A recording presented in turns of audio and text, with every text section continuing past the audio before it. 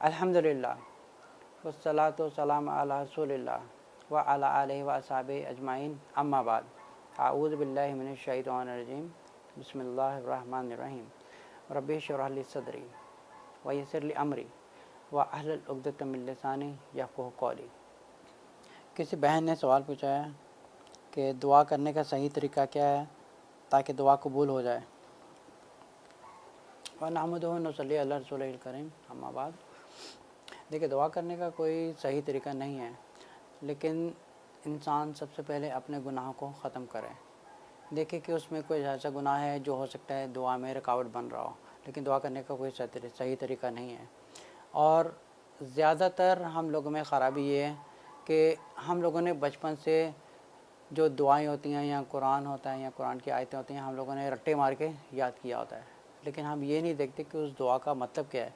जैसे सूरत फ़ातिहा पढ़ते हैं, सूरत फ़ातिहा कितनी खूबसूरत दुआ है जिसमें अल्लाह ताला से ये कहते हैं अल्हम्दुलिल्लाहि रब्बिल आलमीन अर्रहमानिर रहीम मालिकि यौमिद्दीन।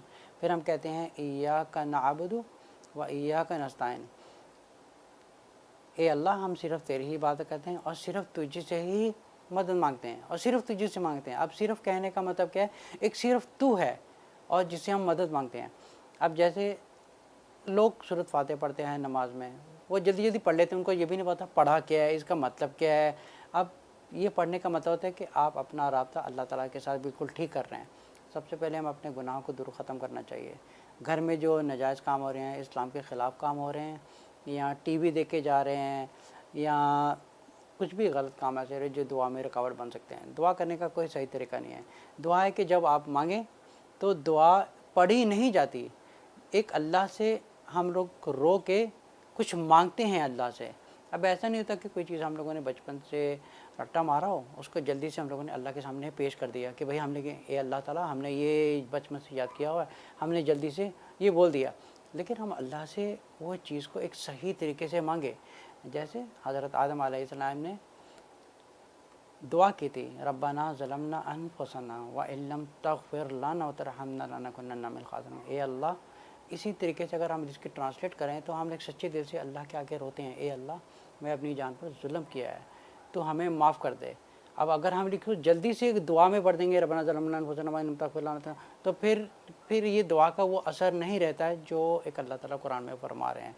दुआ करने का मतलब ये नहीं है कि आपने जो याद किया है उसको आप जल्दी से पढ़ दें। सबसे बेहतर दुआ ये है कि आप कुरान से वो दुआ की आयतें निकालें जो अल्लाह ताला, जितने भी पैगम्बर हैं अल्लाह ताला से मांगते थे।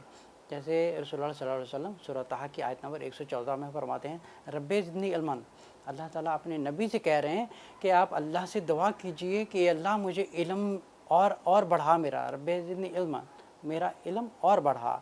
इसी तरह जब हम अल्लाह से दुआ करते हैं तो दुआ करने का मतलब ये है कि हम अल्लाह से कुछ मांग रहे होते हैं। अब ये नहीं होता कि हमने दुआ याद की है और उसको पढ़ के हमने ख़त्म कर दिया है, इसलिए हमारा अल्लाह ताला से रब्ता नहीं होता।